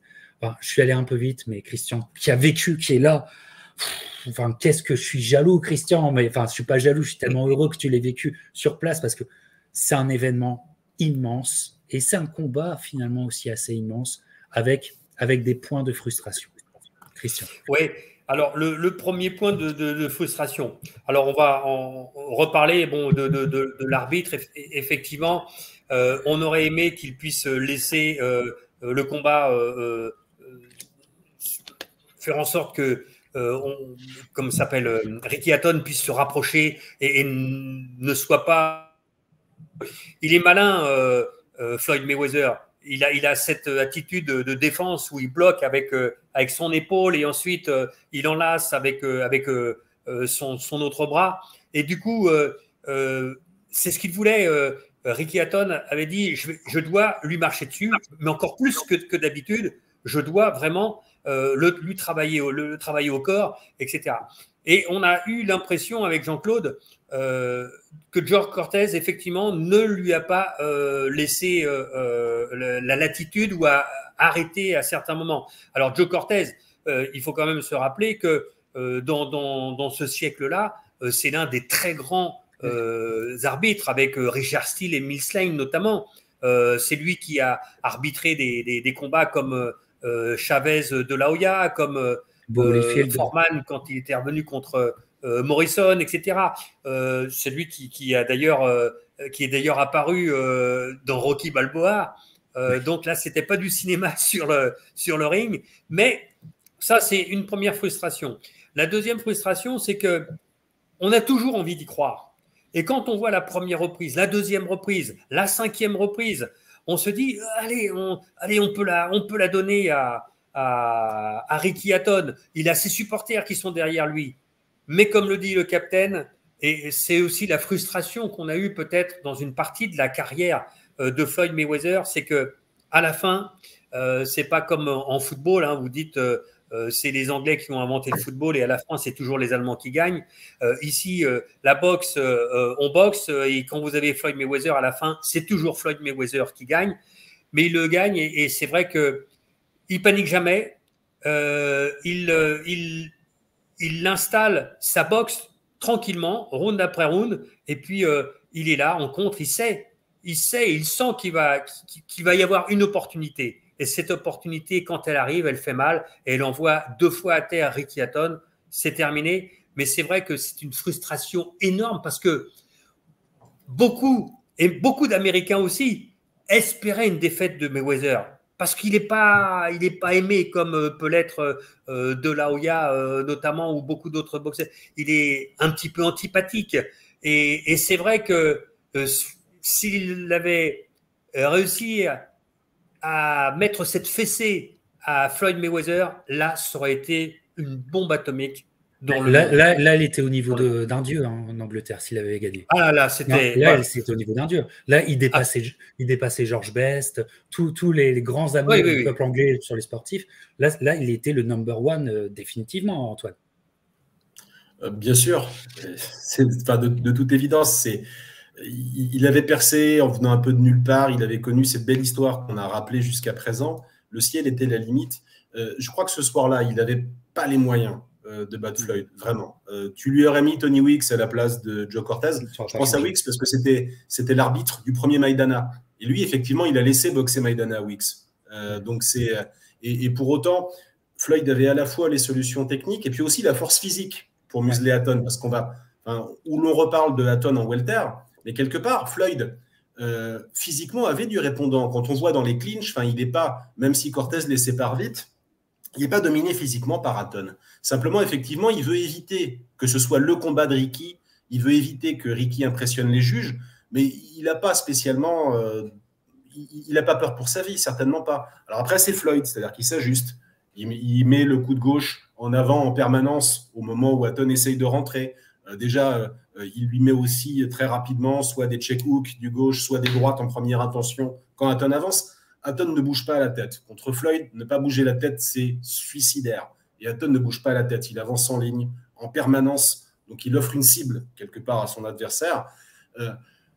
Hatton est frustré aussi et il dégoupille. Il commence à perdre le contrôle du combat. Au 6e round, il y a un moment emblématique. Floyd passe entre deux cordes. À l'issue d'un accrochage, il passe entre deux cordes. Il est à moitié en dehors du ring et Hatton le frappe. Il lui refait un coup du lapin. Il avait commencé à en faire quelques-uns de frustration. Alors, le coup ne touche pas vraiment la tête de Floyd, il touche plutôt la corde. Mais Cortez pénalise Hatton, ce qui achève de mettre Ricky, qui était déjà dans un état émotionnel compliqué. Ça achève de le foutre en vrac. Et effectivement, il ne pense plus à sa boxe, il ne pense plus qu'à démonter l'autre. Et contre Floyd, c'est vraiment une mauvaise idée. Quand il va sans plan de vol, quand il va sans réfléchir, même Maïdana a réfléchi contre Floyd. Donc, le combat, il est maudit quelque part pour Hatton. On peut regretter le fait qu'il n'ait pas été suffisamment émotionnel par rapport à la promesse qu'on a eue, par rapport à l'ambiance qu'il y avait. Quand on fait attention à ce qui se passe sur le ring, c'est pas tout à fait raccord. C'est plus, malgré tout, un travail de matador de Floyd. Je retiens une citation géniale de l'équipe du commentaire. C'est pour ça qu'il est génial aussi, Floyd. C'est pour ça qu'il est génial aussi. Dans ces conditions-là, de faire ça. Et Floyd, il n'y a pas d'émotion à ce garçon. Jamais. C'est l'adversaire des émotions. Il y a une réplique qui est géniale dans l'équipe des commentaires. Il faut savoir que Floyd, dans la foulée, je crois, ou juste avant ou juste après le combat contre Oscar, Floyd fait Danse avec les stars. Et pendant le combat, il y a un moment un peu iconique au 40e break entre les deux où un des mecs dans la cabine dit « Ça, c'est pas du Danse avec les stars ». Effectivement, c'est pas du Danse avec les stars. C'est pas un très joli combat, on va pas se mentir, parce qu'il y a beaucoup d'accrochages qui sont cassés. Ce qui est très cruel pour Hatton, c'est qu'il se fait mettre KO, certes, mais il y a la façon. Et c'est un check hook magnifique de Floyd d'abord. Et Hatton non seulement prend le crochet gauche, mais en plus sa tête heurte le haut du poteau du ring. Ouais, c'est une image un peu vilaine quand même. Ça fait pas. Ça lui a fait mal d'ailleurs. Ça jouait.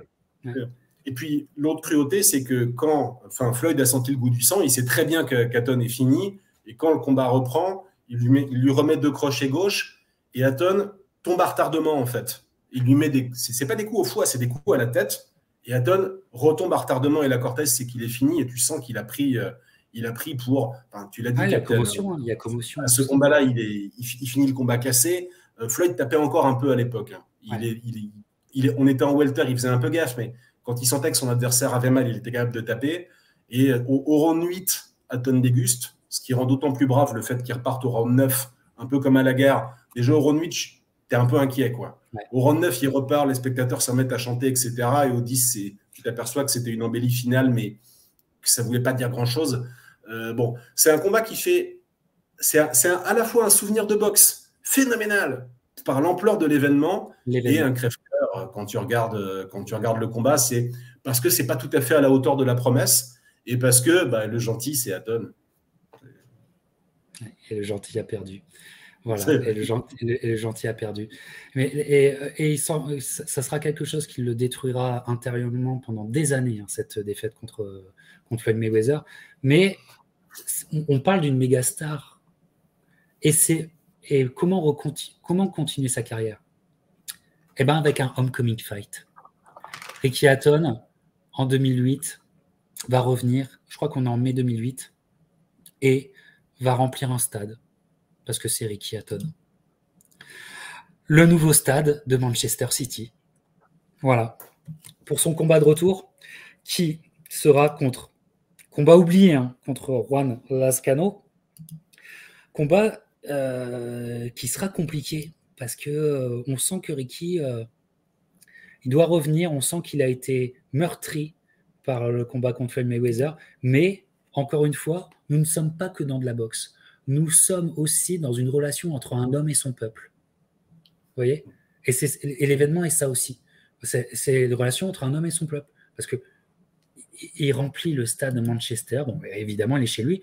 Mais contre Juan Lascano, hein, je veux dire, hein, qu'est-ce que nous, il faudrait faire pour remplir le stade de France ? Et je pense qu'il faudrait vraiment beaucoup. Hein, mais vraiment beaucoup.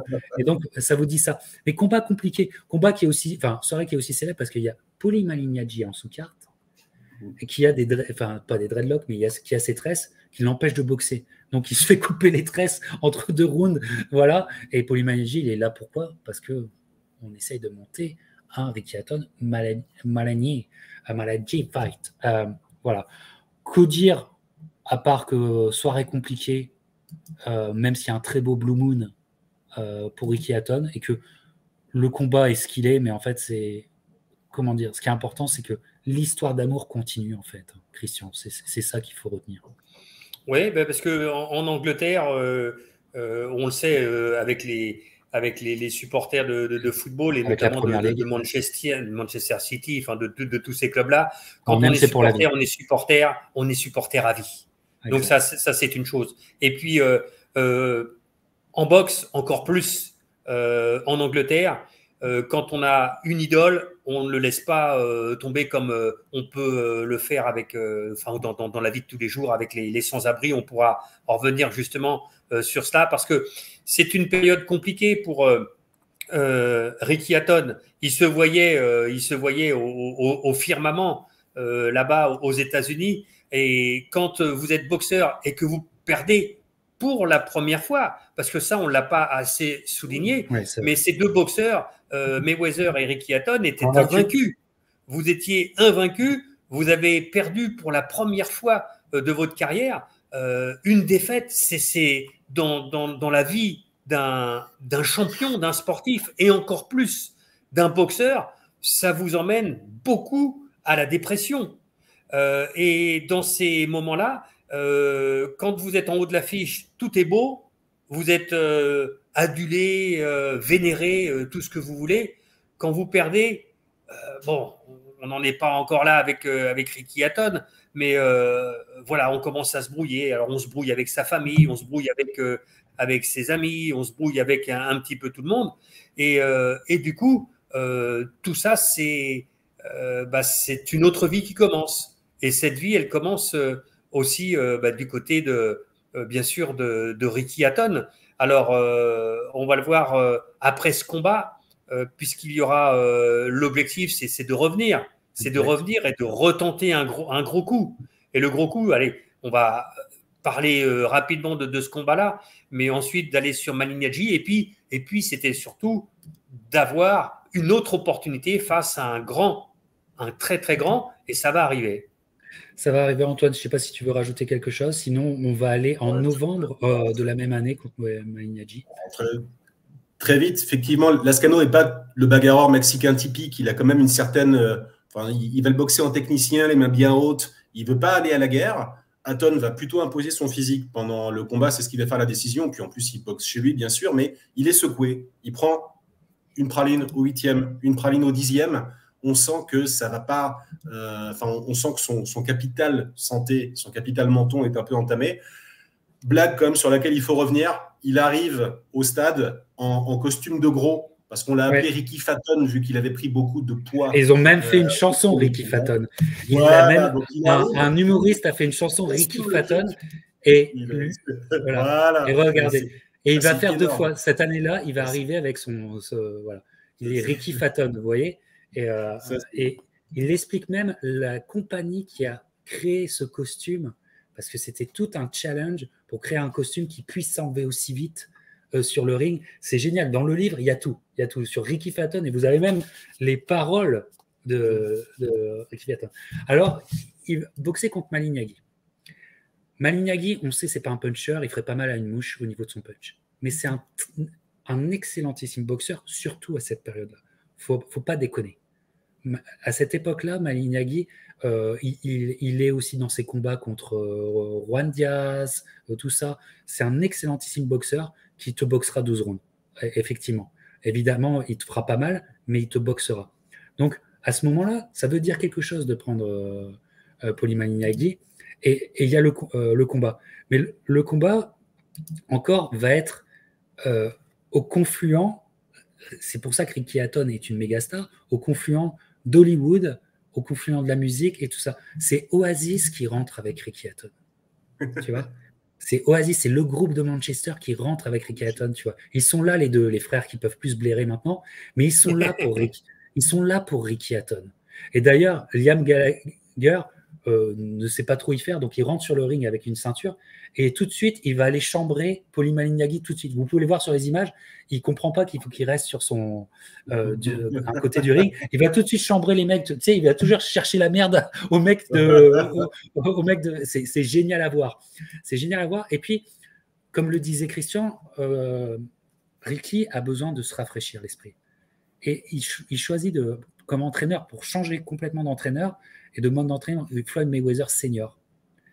Mais en fait, ça va lui faire le plus grand... Pour ce combat, je dis bien, oui. Ça va lui faire le plus grand bien. Parce que Hatton Malignaggi, en termes de boxe, c'est peut-être une des meilleures démonstrations du Hitman. C'est un combat complètement dominé. Il fait mal à Paulie Malignaggi. Il fait vraiment mal à Paulie Malignaggi. Alors, Paulie Malignaggi, ça se passait pas bien avec Buddy McGirt aussi, mais bon, ça, on ne sait pas. Mais il va complètement outrageusement dominer à la boxe. Alors que Malignaggi est un bon boxeur, mais il se fait dominer à la boxe par Ricky Hatton. Et là, je me souviens très bien, je suis dans un hôtel, je suis pas chez moi, je suis à Ottawa, je suis dans un hôtel et je regarde le combat sur HBO.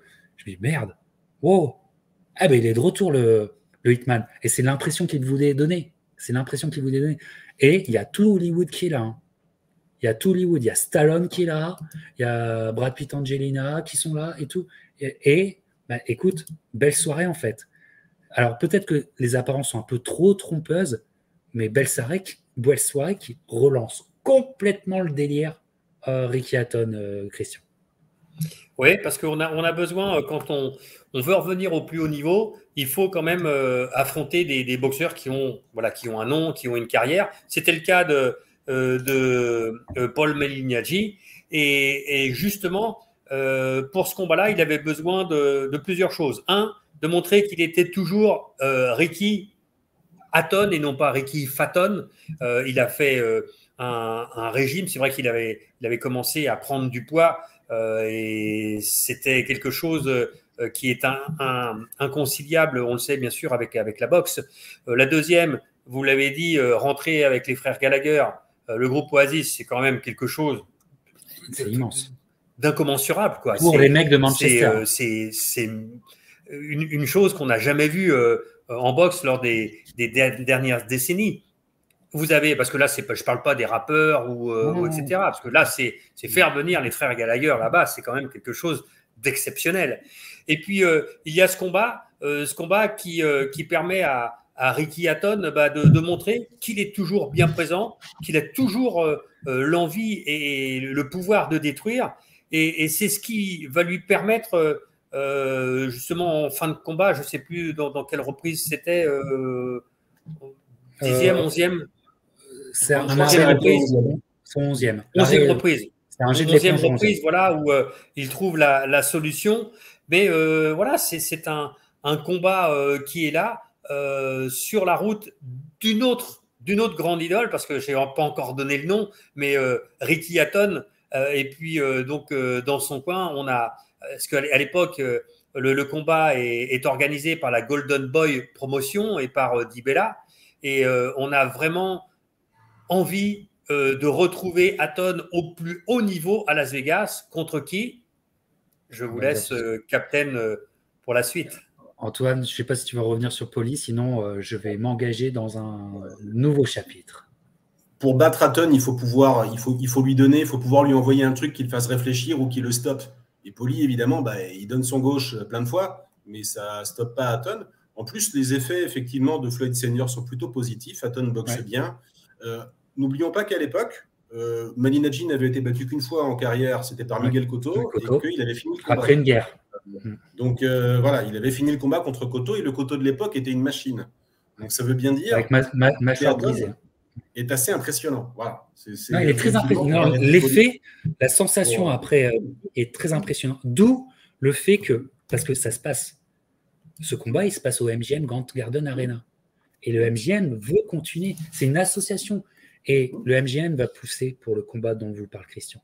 HBO et le MGM vont pousser grave parce qu'ils veulent revivre ce qu'on a vécu en 2007 en termes d'industrie. C'est très important.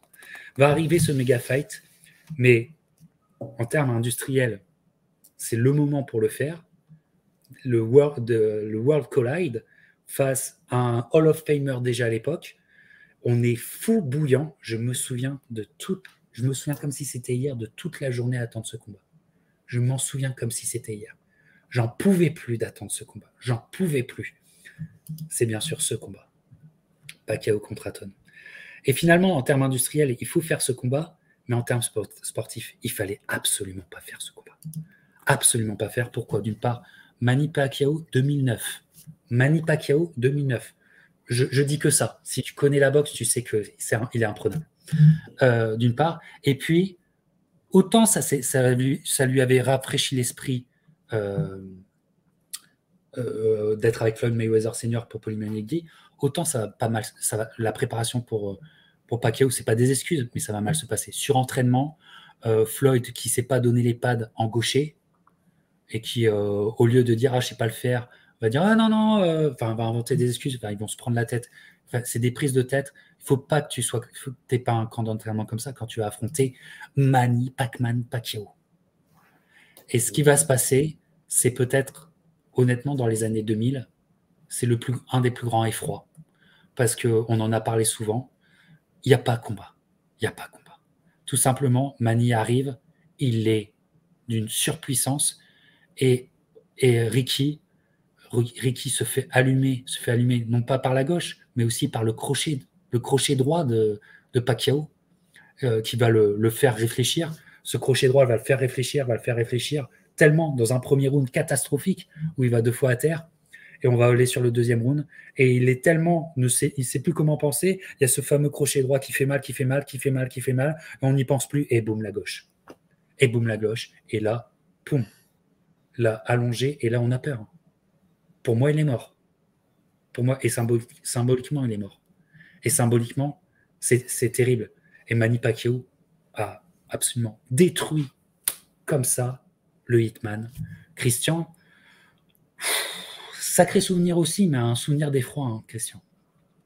Oui, parce que quand vous le vivez et que vous le commentez en direct, ça fait peur. On aime la boxe pour tout ce qu'elle peut apporter de beauté, de guerrier sur un ring. Mais quand on voit le guerrier allongé sur le ring, ça, c'est une autre histoire. Et c'est vrai que voir Ricky Hatton rentrer dans le combat comme il l'a toujours fait, en se disant, voilà, je mets et j'enclenche la marche avant, mais en face, il y a un Manny Pacquiao qui est aussi d'un autre niveau, bien plus haut, bien sûr, que Ricky Hatton. Et on commence à se dire que le combat de Mayweather est dans la tête de Ricky Hatton, mais que Ricky Hatton son plan de marche, c'est d'avancer, c'est d'essayer de faire reculer ou de toucher Manny Pacquiao en le surprenant. Mais ça, effectivement, ça n'a même pas duré 4 minutes. Et c'est vrai que ça a été très impressionnant parce que quand vous allez 2 fois à terre dans la première reprise et que vous survivez juste à la fin de la cloche du premier round, déjà 1 minute dans le coin pour récupérer, c'est pas beaucoup. Mais en plus, quand vous vous relevez et qu'en face, vous avez un Manny Pacquiao qui sait qu'il a piqué, qu'il a doublement piqué et qu'il se dit dans sa tête, ce combat, je peux l'arrêter très rapidement. Là, effectivement, le premier coup peut être décisif, peut être définitif, et c'est le cas dans ce combat. C'est vrai que là, on avait vécu un très grand moment avec Hatton Mayweather, avec une ambiance de fou. Là, quand ça s'arrête dans une deuxième reprise, voilà, ça vous coupe votre élan, ça vous coupe votre envie, ça vous coupe tout. Et on est déçu, mais déçu pour Ricky Hatton parce que non seulement on est déçu pour lui, pour l'homme qu'il est, pour le boxeur, mais on est déçu aussi pour toute cette génération de fans qui a suivi Ricky Hatton, qui a vécu avec lui, qui est venu, qui l'a supporté, qui l'a idolâtré. Et c'est vrai que ça fait triplement mal. Franchement, avec Jean-Claude, on connaissait la supériorité de Manny Pacquiao, qu'elle allait se révéler dans ce combat, mais pas aussi vite. Aussi vite, on a l'impression d'être frustré. Et forcément qu'il a été frustré et qu'il en a connu la dépression qui va le cueillir juste après ce combat. Antoine. C'est un combat qui est en trompe-l'œil parce qu'en effet, la hype Hatton est relancée après le combat de Malignaggi. Il est toujours numéro 8, je crois, dans le classement pound for pound. Donc, il compte en fait Hatton. Pacquiao est sur le toit du monde. Il a pris ses galons de superstar en fumant Oscar de la Hoya. Il a étonné le monde entier. Mais Hatton, c'est pas rien. C'est pas rien. Et il a plutôt impressionné contre Malignaggi. Et ce qui est impressionnant aussi, c'est que Pacquiao est déjà sur le toit du monde parce qu'il a eu son Oscar fight. Et pourtant, la négociation se fait à 52-48 sur les bourses. Ça veut dire qu'Hatton a encore le drawing power en fait qu'on lui connaissait. C'est pas parce qu'il a perdu contre Floyd qu'il a perdu son aura. Ça reste une star. À Las Vegas, il est plus important que Manny à ce moment-là. Le partage des bourses dit tout effectivement dans cette histoire. Et le problème là encore, c'est que tu bosses avec Floyd Senior, mais tu bosses aussi bien contre Mayweather que contre Pacquiao. Tu boxes main basse, tu bouges pas la tête. Pacquiao, à l'époque, tout le monde dit qu'il faut faire attention à son cross du gauche. Donc, évidemment, il commence par travailler en crochet droit parce que, d'une part, il fait mal et Hatton s'y attend pas. Et au moment où Hatton pense plus qu'à pas prendre le crochet droit, il prend la gauche et il la prend avec la puissance qu'on sait du Pacquiao de l'époque. Et c'est insurmontable. Ce qui est cruel, c'est qu'il va 2 fois au tapis au premier round. Et au début du deuxième, si vous vous rappelez la trajectoire d'Hatton, si vous vous rappelez ça, Hatton va mieux en fait au début du deuxième round. Assez paradoxalement, il va mieux physiquement. Tu as l'impression qu'il s'est refait la cerise, voire il déséquilibre un peu Manny sur une droite et tu te dis on va peut-être avoir un combat. Et là, bam, résonne la dernière baigne à la fin du round qui couche Hatton qui tombe droit comme un i. L'image est terrible, bon, vous l'avez rappelé. Et au fond, c'est un combat qui va beaucoup servir à la légende de Pacquiao. C'est aussi un combat qui est d'une cruauté immense pour Ricky Hatton et pour ce qu'on saura derrière de son histoire, de sa dépression et de sa fin de carrière, tout simplement. Oui, parce que là, c'est une fin de carrière. C'est une fin de carrière, effectivement. Et des défaites comme ça, et il y a eu commotion avec Floyd, n'en parlons même pas avec Manny. Et évidemment que c'est un terreau pour une grave dépression, et il va la faire, sa grave dépression. Il va complètement divaguer, dépression, il coupe les ponts avec tout le monde, drogue, etc. Et se brouiller avec ses parents, Carol et Ray Hatton, pour une question d'argent, parce que dans ces moments-là, on voit que justement la carrière se termine, comment on va subvenir aux besoins de la famille, de tout le monde, etc. C'est même quelque chose qui l'a conduit à se battre avec son père. Ça, c'est une anecdote. Il s'est battu dans un parking, justement, en 2009, pour une histoire d'argent. Donc, après les avoir réglés, bon, ces problèmes de santé mentale, de drogue, d'avoir envie de se suicider, tout simplement. Ouais, les actes suicidaires. Il s'est réconcilié avec eux, hein, il s'est réconcilié avec eux une dizaine d'années après. Mais c'est vrai que on le dit jamais assez, quand un boxeur perd, il a l'impression d'être à nu. C'est vraiment quelque chose de terrible. Il faut être boxeur, il faut le vivre pour le croire. Et c'est quelque chose qui a touché au plus profond Hatton, parce que quand vous êtes sur le toit, allez, je vais dire de l'Angleterre, de Manchester, et que vous n'êtes pas encore arrivé sur le toit du monde, et que vous en tombez dans le précipice alors que vous pensiez y être, c'est quelque chose de terrible. Effectivement, Christian, tu as raison, je reprends la parole parce que il est sur le toit du monde, ça veut dire que sa dépression et son voyage en enfer va être documenté aux yeux de tous, au fait, aussi. Tu vois, je veux dire, voilà. Et d'ailleurs, son entourage le filme à son insu, en prenant de la drogue, etc. Et tout ça. Et il se fait, enfin, je veux dire, la machine dépressive est d'autant plus grande.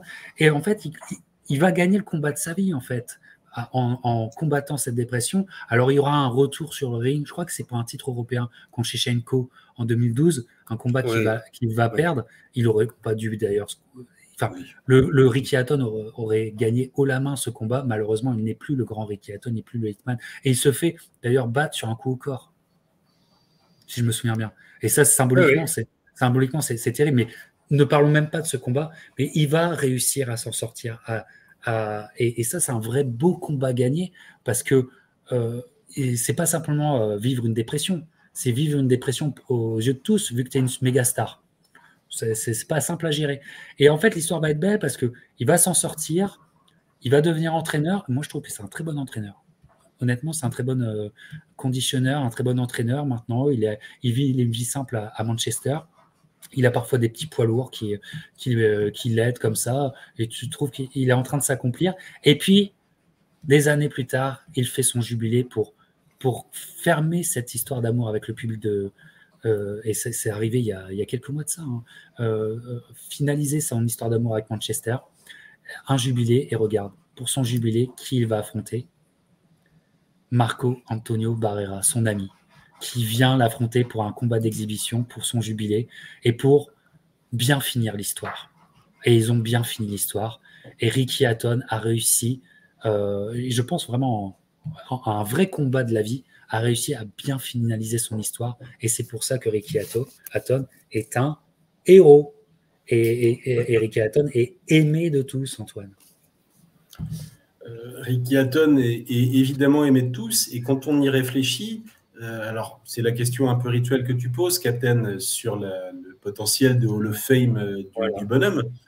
Pour moi, c'est un grand oui. Oui, sa place est Hall of Fame, Ricky Hatton, bien sûr. C'est quand même un champion linéal à 140 livres. Il obtient sa place en battant un autre Hall of Famer, en l'envoyant à la retraite. Il unifie des ceintures à 140 livres aussi, parce que contre Mossa, il prend une deuxième ceinture après avoir pris l'IBF contre Thieu. Il gagne une ceinture en welter, ça fait quand même 2 catégories, même si sa victoire est par la peau des dents. Bon. Et derrière, ne l'oublions pas, voilà, on parle de Hall of Fame, c'est-à-dire que c'est peut-être pas le plus grand palmarès, mais par rapport, on disait tout à l'heure que, l'autre fois, en parlant de Eubank, par exemple, qui manquait un truc à Eubank au plus haut niveau, Hatton, il a connu le toit du monde. Alors certes, ça s'est mal fini, les 2 super fights, ça s'est mal fini, mais enfin, il a acquis une dimension que n'a jamais acquise un Chris Eubank, par exemple.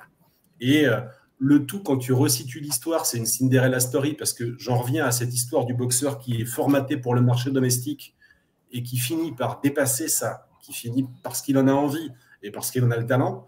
C'est quelque chose de très émouvant, c'est une histoire magnifique de boxe, et le Hall of Fame, c'est aussi des histoires, et pour moi, il n'y a aucune discussion sur le fait que la place de Ricky Hatton est au Hall of Fame. Et si le Hall of Fame, Christian, se mesurait à l'amour d'un peuple pour son boxeur. Ricky Hatton est un all-time great. Voilà. Ah oui, c'est tout simplement le number one. Hein. Le number one parce qu'on a pu accompagner des boxeurs. Je me rappelle de toute l'épopée Nassim Hamed. C'était quelque chose, Nassim Hamed aussi.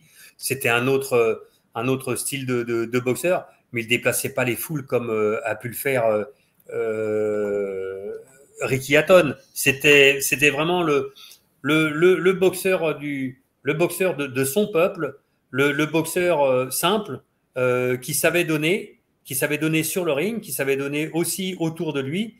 Et c'est pour ça qu'on a aimé ce Ricky Hatton, voilà, qui nous a fait vibrer. Pour moi, le mot de la fin, c'est tout simplement le plus grand combat au niveau de l'ambiance qu'on ait vécu avec Jean-Claude lors de Mayweather-Hatton.